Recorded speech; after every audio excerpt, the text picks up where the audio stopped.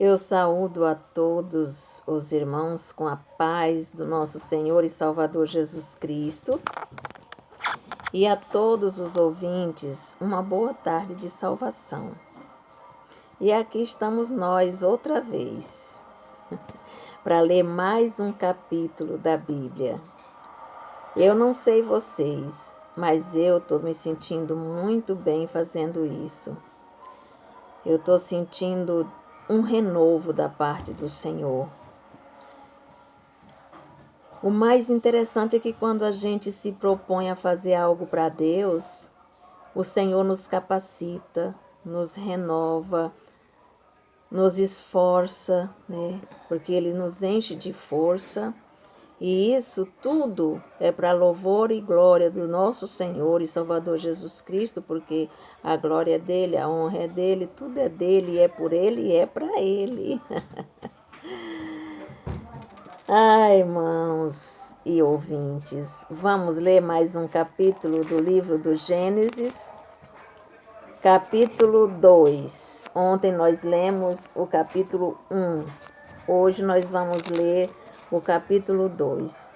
Terminamos o capítulo 1 no versículo 31 ontem, que dizia: E viu Deus tudo quanto tinha feito, e eis que era muito bom.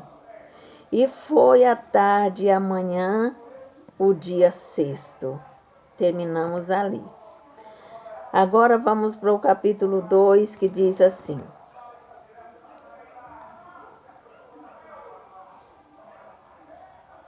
Irmãos, o Espírito Santo é lindo. É lindo demais. E ele está me impulsionando para me corrigir. Vamos primeiro fazer uma oração? Vamos orar comigo? Porque assim ele abre a nossa mente e nos esclarece aquilo que ele quer de nós. Oremos ao Senhor. Querido e bondoso Deus, sou grata a Ti, meu Senhor, neste momento por estar aqui. Sou grata a Ti, Senhor, pelo fôlego de vida. Sou grata a Ti pela paz que reina no meu lar. Sou grata a Ti, Senhor, pelo Deus grande que o Senhor é. Sou grata ao Senhor por me proporcionar este momento. Sou grata a Ti, Senhor, porque não sei, mas o Senhor me impulsionou a aprender. Louvado seja Deus. Se estamos aqui é por Ti, é para Ti e é em Ti, Senhor. Tudo o que vamos fazer, Senhor, que seja no Teu santo e bendito nome. Que seja a Tua presença em primeiro lugar, porque se a Tua presença não for conosco, nós não iremos conseguir. Mas se a Tua presença estiver conosco, nós iremos conseguir. Porque a Bíblia diz, Senhor, que nós tudo podemos naquele que nos fortalece, o Senhor. Bendito Deus, esclarece a nossa mente, tanto a minha quanto aquelas dos que estão me ouvindo nessa tarde, para que nós venhamos a entender e compreender um pouquinho mais. É o que te pedimos e te agradecemos, no nome do Senhor Jesus, que vive e reina, não só hoje, mas eternamente. Amém. Agora sim. Agora vamos para o segundo capítulo do livro do Gênesis. E diz assim: Assim os céus e a terra e todo o seu exército foram acabados. E havendo Deus acabado no dia sétimo a sua obra que tinha feito, descansou no sétimo dia de toda a sua obra que tinha feito. E abençoou Deus o dia sétimo e o santificou, porque nele descansou de toda a sua obra que Deus criara e fizera. A forma do jardim do Éden é essa parte que vamos ler agora. Estas são as origens dos céus e da terra quando foram criados, no dia em que o Senhor Deus fez a terra e o céu. Aí aqui nós temos assim uma elaboração do escritor que diz: a história de Adão. Aprender sobre nossos ancestrais costuma ajudar-nos a compreender a nós mesmos. Adão e Eva, nossos primeiros ancestrais, eram o destaque da criação de Deus. O verdadeiro motivo pelo qual ele criara o mundo, porém, nem sempre eles viveram segundo a vontade de Deus. Através de seus erros, podemos aprender lições importantes sobre como viver de maneira correta. Adão e Eva muito nos ensinam sobre a natureza do pecado e suas consequências. Adão e Eva. Agora aqui nós já entramos na segunda etapa do segundo capítulo. Toda planta do campo ainda não estava na terra e toda erva do campo ainda não brotava, porque ainda o Senhor Deus não tinha feito chover sobre a terra e não havia homens para lavrar a terra. Um vapor, porém, subia da terra e regava toda a face da terra.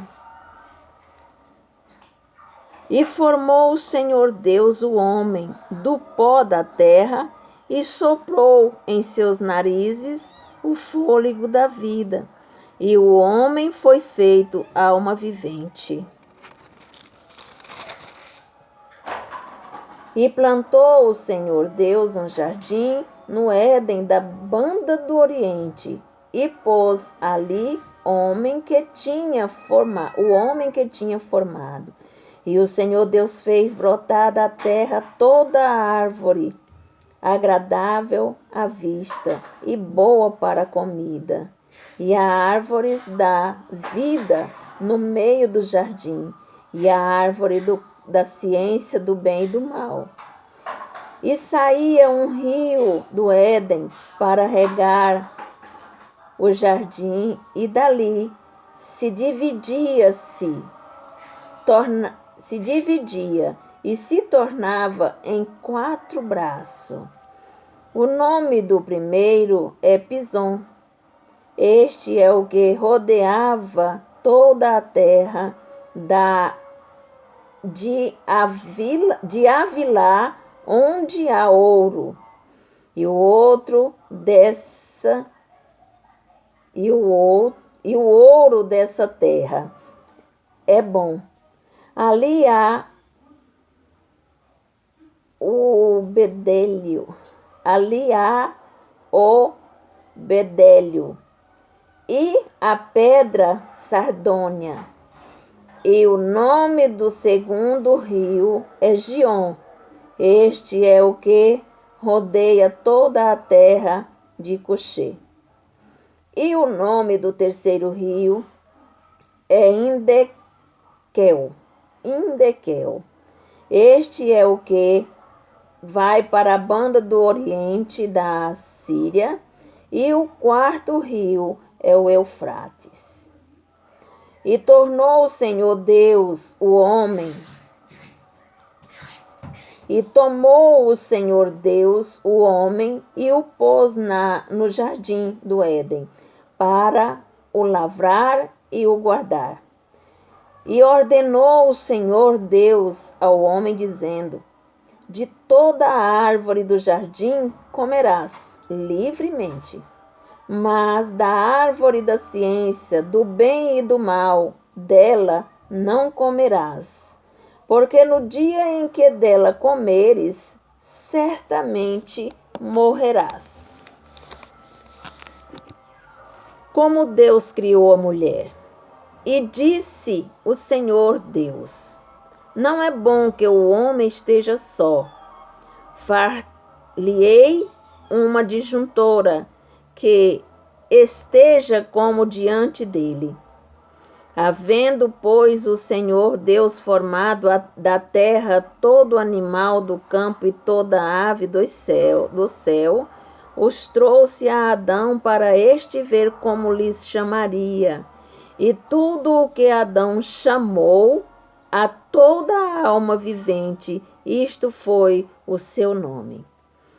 A Adão pôs o nome de todo o gado, e Adão pôs o nome de todo o gado e as aves do céu, e a todo animal do campo, mas para o homem não se chamava adjuntora, que estivesse como diante dele. Então o Senhor Deus fez cair um sono pesado sobre Adão, e este adormeceu e tomou uma das suas costelas e cerrou a carne em seu lugar. Não, e gerou, não, é cerrou mesmo. Costela e cerrou, e cerrou a carne em seu lugar. E da costela que o Senhor Deus tomou do homem, formou uma mulher e trouxe-a a Adão. E disse Adão: esta é agora osso dos meus ossos e carne da minha carne. Esta será chamada varoa, porquanto do varão foi tomada. Porquanto deixará o varão o seu pai e a sua mãe e apegar-se-á a sua mulher, e serão ambos uma carne.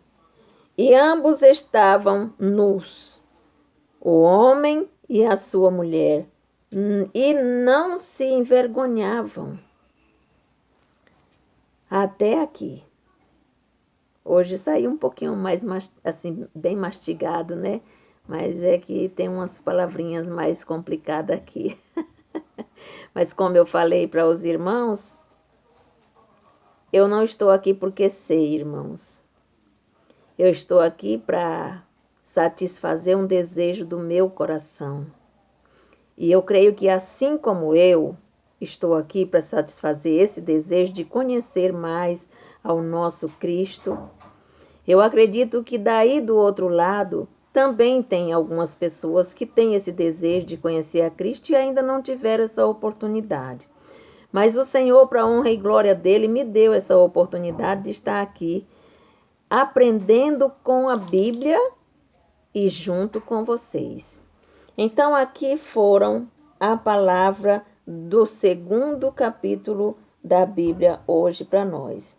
A ordem de Deus ao homem era apenas uma, irmão. Às vezes a gente fantasia tantas coisas, cria tantas coisas, forma tantas coisas, e aí a gente ainda acha que está pouco, que não está bom, mas o Senhor só queria do homem uma coisa. Ele só queria a obediência. Só a obediência, porque ele disse: olha, Adão, de tudo que tiver no campo, de toda árvore que dê fruto, você pode usufruir. Porém, da árvore da vida e a do conhecimento, essa você não pode tocar, porque de uma vez que você tocar nela, você morrerá. A mulher acho que até ficou curiosa para saber se ia morrer ou não, né? Porque eu acredito que naquele momento o que passava na cabeça dela é: será que eu vou morrer mesmo se eu comer? Como é que vai, né? Mas a morte que o Senhor estava declarando ali naquela hora para Adão era a pior morte. Porque a morte que você dorme aqui e acorda ou no paraíso ou no Hades, essa morte nós vamos ter que passar por ela mesmo. Porém, a morte em que o Senhor se refletia a Abraão era a morte espiritual, aquela morte que ele não via a nudez, aquela morte que ele não tinha contato com o pecado, aquela morte que, né, que ele gozava dos prazeres do jardim, sabe, do gozo de ter tudo que ele precisava, tudo que ele tinha à mão. Essa era a morte que o Senhor estava se referindo a ele, é tanto que quando ele tocou, enquanto a Eva sozinha comeu, não teve problema algum. Mas quando ela convenceu Adão a tocar naquele fruto, imediatamente foram-lhe abertos os olhos. E eles, olhando um para o outro, perceberam que estava nu. Então eles morreram espiritualmente. Ali foi o fim.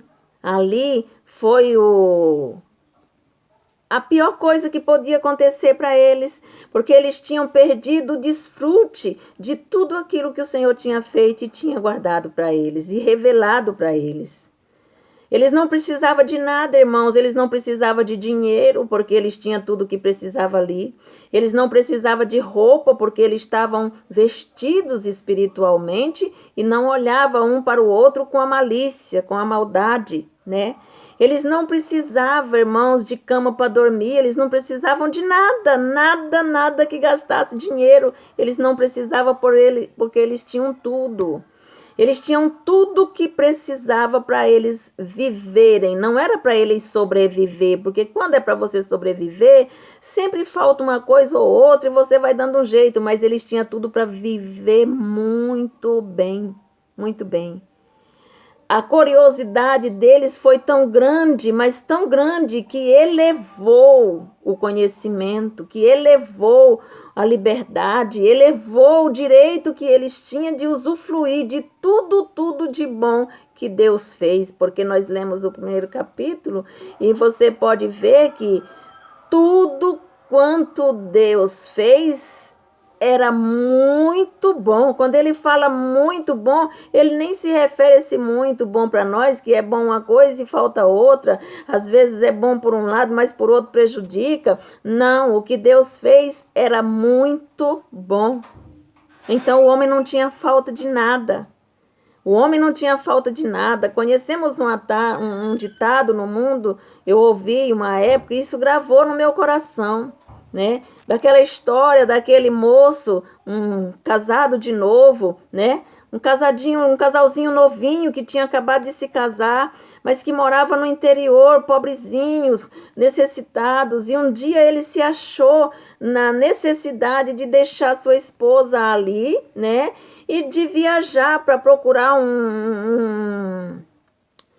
uma condição melhor para poder educar sua família. Só que ele não imaginou que aquela esposa tinha ficado grávida. Então, naquela época, era uma coisa mais difícil. A gente só ia descobrir que estava grávida 2, 3 meses depois, né? Então, não tinha essa evolução que tem hoje. E ele foi trabalhar, encontrou uma fazenda para trabalhar, e ali naquela fazenda tinha de tudo. Ele vivia bem ali, só que ele fez um acordo com o patrão de ele só receber o dinheiro pago pelo trabalho dele após anos, né? E aí ele foi ali, trabalhou, e o patrão guardou todo o dinheiro que ele tinha.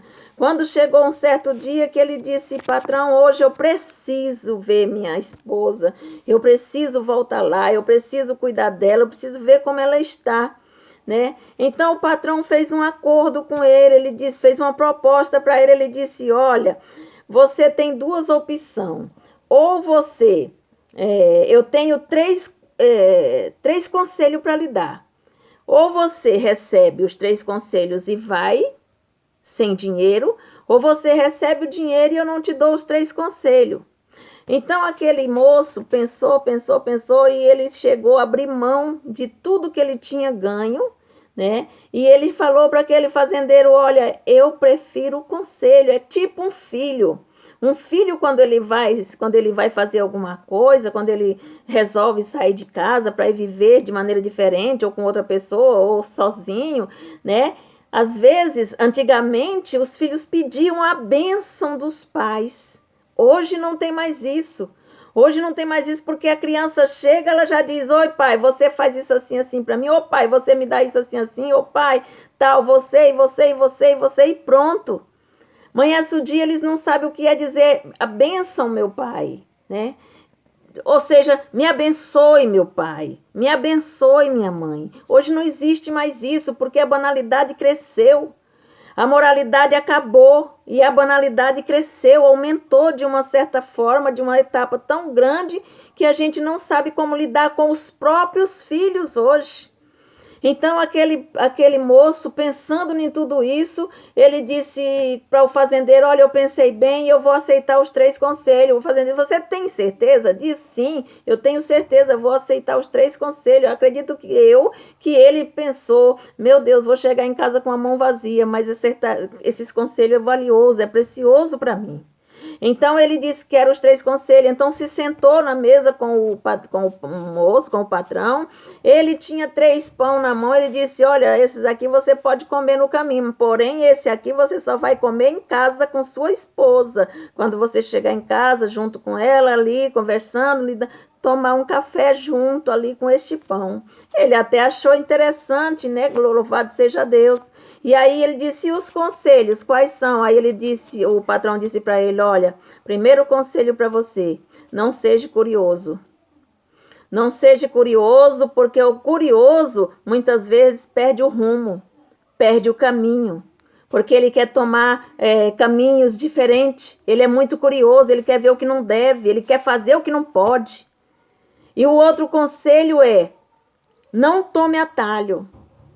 Quantas vezes, irmão, nós tomamos atalho? Às vezes o Senhor manda nós ir para cá, nós vamos para ali. Às vezes nós manda falar o Senhor aqui, nós fala ali. Às vezes o Senhor diz: cala-te, e nós fala. Às vezes o Senhor fala de um jeito, e eu sou prova disso, porque eu passei um processo, estou passando um processo difícil por eu querer tomar um atalho. Eu tomei um atalho. E esse atalho me saiu muito caro, me custou muita coisa. E hoje eu estou tentando me levantar, tentando encontrar força aqui junto com vocês e com a palavra de Deus, né?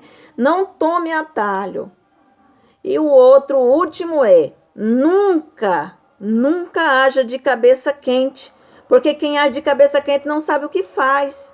Quem age de cabeça quente entra onde não é para entrar. Quem age de cabeça quente faz o que não é para fazer. E ele tomou esses conselhos, recebeu aqueles pães e viajou. E viajou pelo mundo e foi andando. Lá na frente ele sentiu fome, comeu do pão.